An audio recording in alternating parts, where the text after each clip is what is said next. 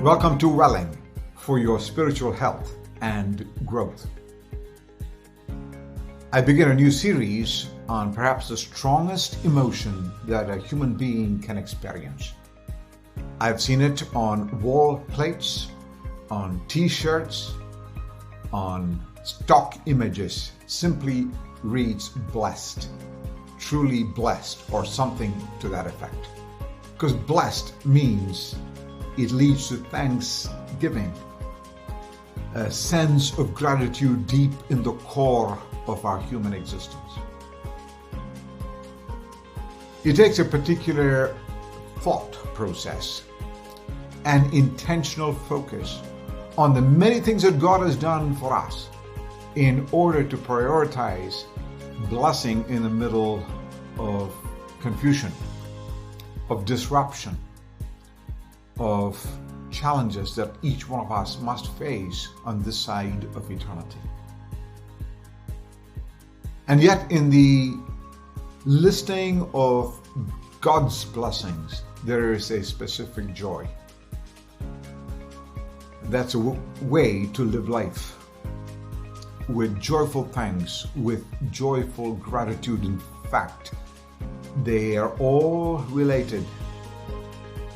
You can say blessed, thankful, grateful, or thankful, blessed, grateful, grateful, thankful, blessed. They are coordinated.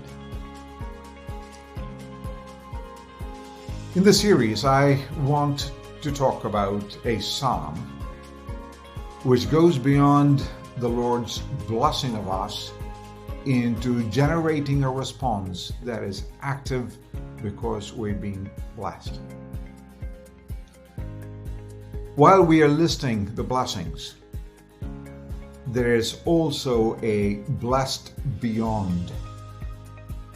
Beyond what we deserve, of course, because if God gave us what we deserve, we won't be there to count any blessings. But beyond what we've been given so that we can bless others. Many of you know the psalm that I wish to treat over the next several weeks. Psalm 67 falls into the blessing mode. The fact that we've been blessed and we can bless beyond. I've often thought that Psalm 67 is the chapter, the psalm, which reflects the ministry of reach and the ministry that God has given to me the best because I have been blessed beyond. Psalm 67 is a song. As you see at the very top, it's a psalm. And that's how we're going to treat it. That is going to liberate us from our own selfish interests. It's a prayer not only to receive and ask. It's a prayer to give, to be a means, to be an instrument of blessing to others, a channel. It takes some effort, both to list the blessings and then to translate them into blessing beyond, blessing others. That is perhaps the most powerful thing that you will do as you revel in all that God has done for you, from spiritual conviction and spiritual understanding and spiritual comprehension to missional living. For the rest of your life, to justify your existence and to bring joy to others. The psalm is called a song, and that's how we will treat it. It'll have verses and stanzas. Many of you heard me in the 30-minute version of it.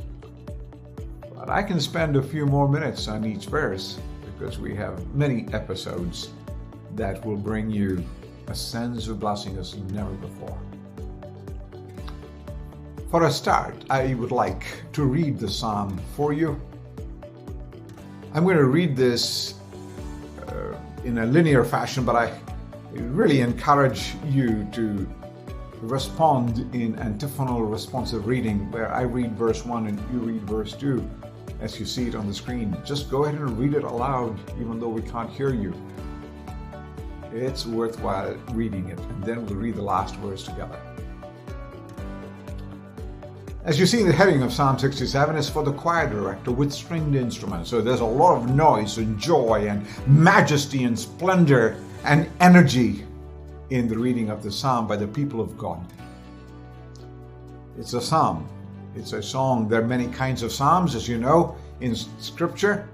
There are what we call personal psalms and communal psalms. There are thanksgiving psalms and there are lament psalms. There are praise psalms and there are prayer psalms. There are creation psalms and national psalms, even imprecatory psalms. This one is a global psalm, a psalm which relates to the whole world. So let's begin. Verse 1.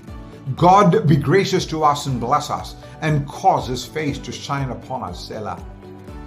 Please join me, that your way may be known on the earth, your salvation among all nations. Let the peoples praise thee, O God. Let all the peoples praise you. And together, let the nations be glad and sing for joy, for you will judge the peoples with uprightness and guide the nations on the earth. Selah. Let the peoples praise you, O God. Let all the peoples praise you. Verse 6, the earth has yielded its produce. God, our God, blesses us. Altogether, verse 7, God blesses us, that all the ends of the earth may fear him. The very first word in the psalm probably controls the whole psalm, and could have been enough if the psalmist had just finished his prayer with just saying God. As you well know, in the book of the Psalms, there are 5 divisions, like the books of Moses. In this second book of the Psalms, the word for God, there are many names for God, is not the national covenant name for God, but the global name for God. This is the same word God found in Genesis 1:1. In the beginning, God. He's talking about God who created all, who controls all, who carries all, who will consummate all things, as we will see later on in the chapter. God. This is about God's reputation. For the Hebrew, the name was not simply one of convenience and identity, but for identification and character to God. That's how most of us have gotten in. Many who are my hearers are not Jewish by race. We have gotten in because God relates to all people. If you notice this particular psalm, that's the word for God, Lord, that's used. God, God, our God, God. Not Lord, Yahweh, but Elohim, God. One who created all, you and me. Who blesses all, you and me.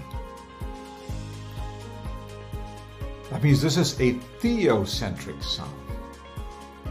It is not egocentric. It's related to God.